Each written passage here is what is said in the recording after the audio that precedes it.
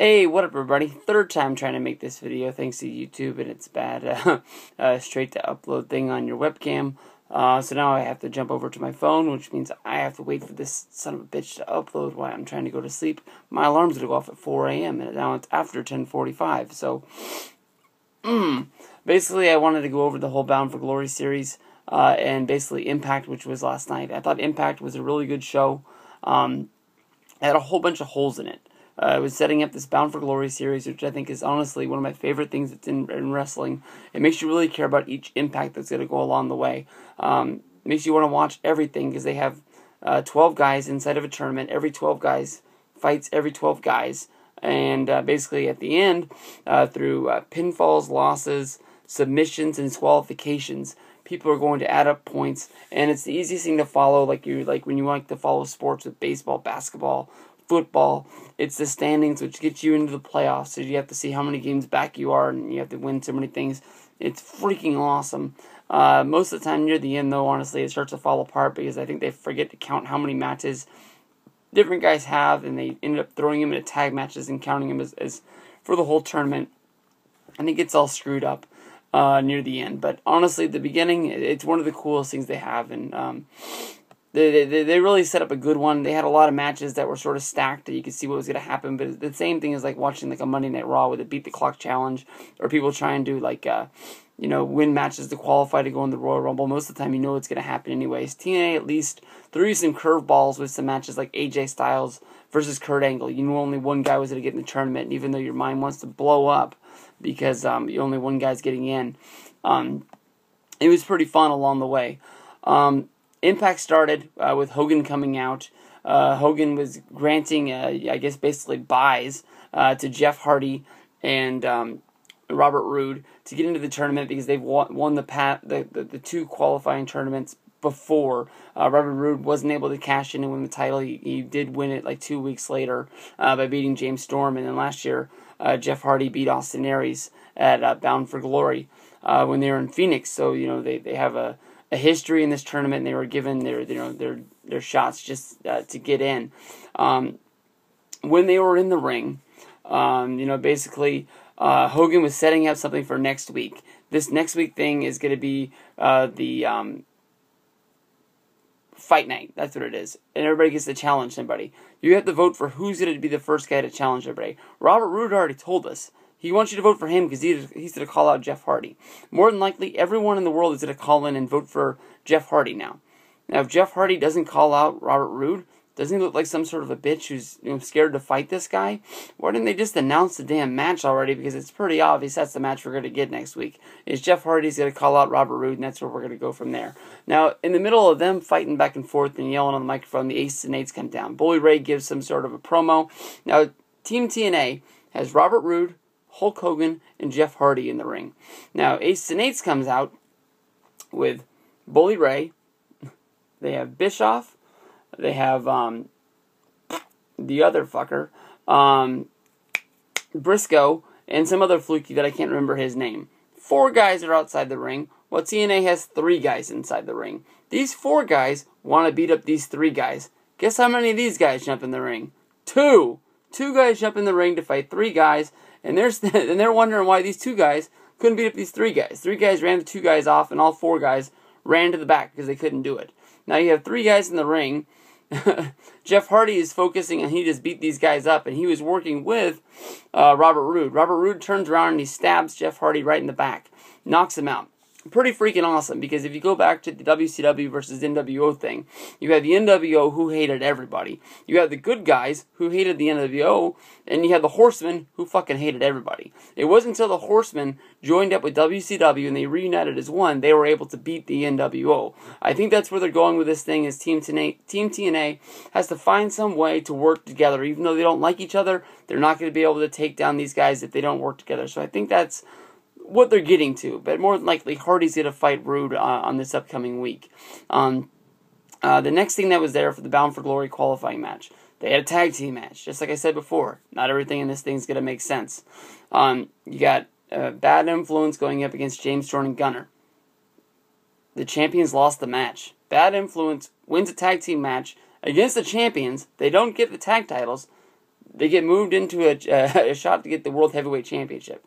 I know in the end, everybody in wrestling should want to win the World Heavyweight Championship. No one's goal should be, I want to be a tag team champion. You want to hold the big belt, and that's all. But it's pretty stupid how you get into it by a tag match. If you win this match, more than likely you should become the number one contenders, if not the champions, for the tag titles. That was my gun with this. But I'm glad Daniels and Kazarian got in there, because before this match, they gave a killer promo in the back, talking about how many partners James Storm had been with, and he'd been with more than Taylor Swift, and he needed to go get basically, tested for STDs. But this was a good match. I'm glad Daniels and Kazarian are in there, because they can both have good matches with everybody. There's a lot of guys in this tournament that are going to need a little bit of help in order to get in there.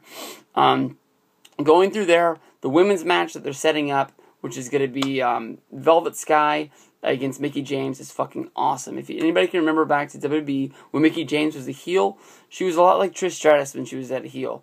She was at her best. The girls in WWE, they always emphasize on the heels more. In TNA's, that's what they're doing here. The girls are able to shine more when they're in these heel modes. They look hotter, they work better, and you care about them more. And Mickie James with Velvet Sky is going to work, and it's going to be really, really good. Out of the middle of nowhere, fucking Crimson shows up. I knew when I saw him, I hadn't seen him in a long time, but I don't think he should have given a promo saying that he was banned for the company pretty much for a year because he lost the Slammiversary last year. Because I knew he had been gone for a long time down in OVW, trying to get better and get non-green, but I didn't know it was a fucking year. They shouldn't have really, emphasized on that. But anyways, Crimson came back. They gave him a big promo. They gave him a big special, who the fuck is that? It's Crimson.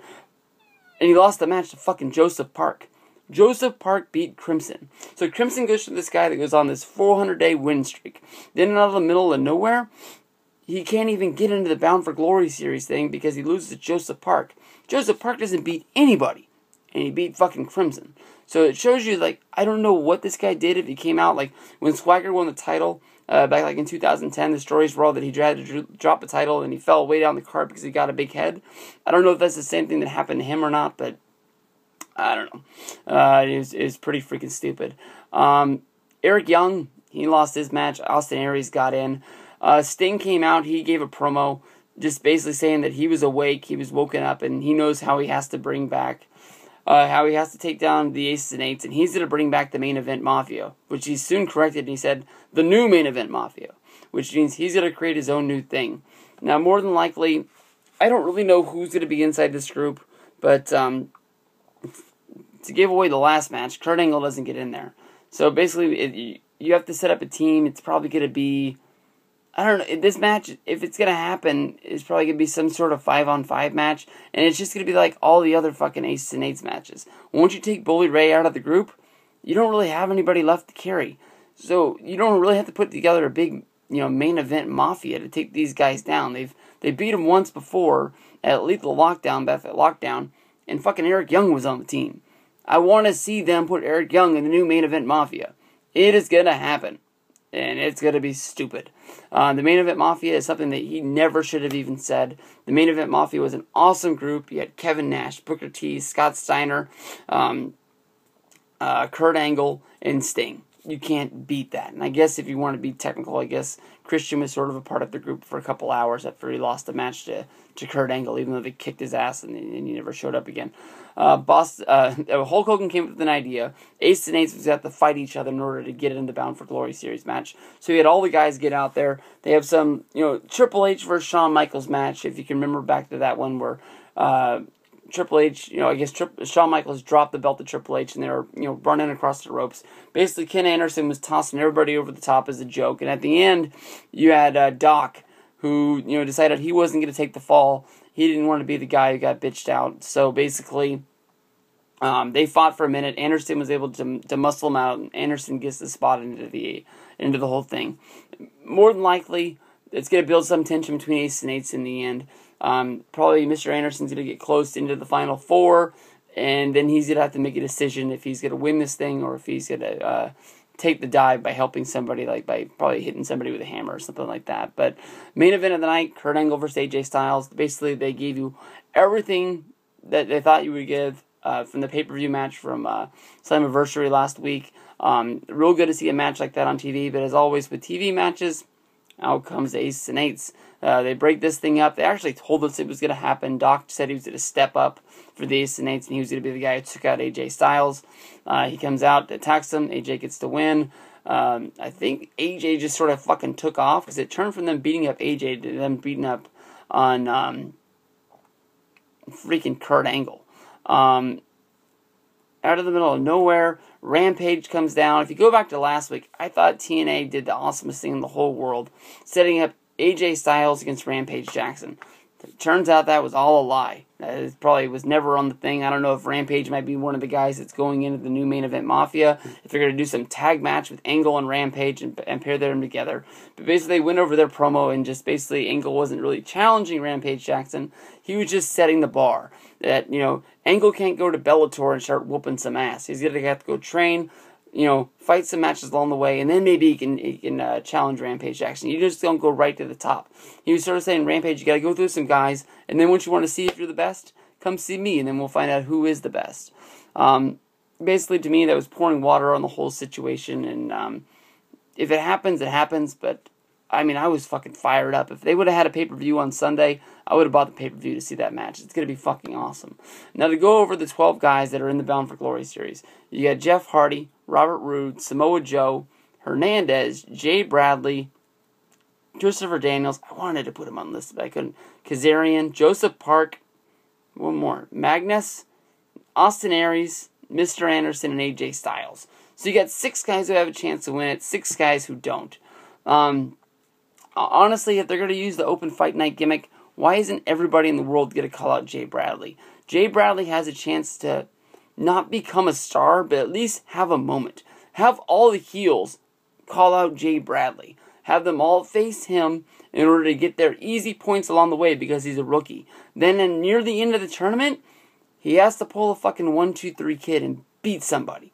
Then all of a sudden he's on the map. He's done something. This is supposed to create a star. That's the whole problem of the Bound for Glory series, or that's the whole purpose of the Bound for Glory series. It would be a plus if they created more than 1 star. So I'm really looking for Jay Bradley to step up. Most of these other guys like Hernandez, Kazarian, Daniels will probably be in a tag match come Bound for Glory. Joseph Park, I don't know what the fuck he's doing in there. Magnus is the guy that needs to get towards the end. AJ is my pick to win it. I wouldn't be surprised if Jeff Hardy would return and do it again. Samoa Joe is a guy that easily could be brought back up to the main event if he wins this. I don't really know where he stands with TNA. Sometimes he wins matches, sometimes he doesn't. He's one of the guys that's leading the charge against the Aces and Eights, though. So at least they're making him look like a big deal. But we'll have to go through this week by week in the Impact reviews and see what's moving along. But, last year looked like it was pretty obvious. James Storm was going to win it. Somewhere along the end, they pulled the plug on him, and they went with Jeff Hardy. And I think it was the right choice at the time. It was sort of like them crowning him as, it was like his moment of forgiveness from Victory Road 2011. He went through a year and a half of shit to get his life back on track.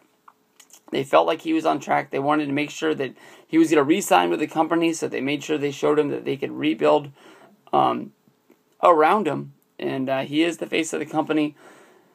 I would like to see him go with somebody else. AJ Styles has been the face of the company for a long time. He hasn't had the title in a long time. He's had one of the storylines that not everybody loves, but one that everybody's talking about and one that everybody sort of looks at. Not everybody's a big fan of Aces and Eights. It might be Aces and Eights' last chance to be on top here. So AJ Styles, I think, needs to be the guy that gets to beat it. Last year, a lot of people said they took it off James Storm because everybody knew he was going to win it. So maybe some people stopped thinking about him. It's just somebody started picking somebody else. But if I had money to lay down and I could make a bet on TNA, I'd pick AJ Styles.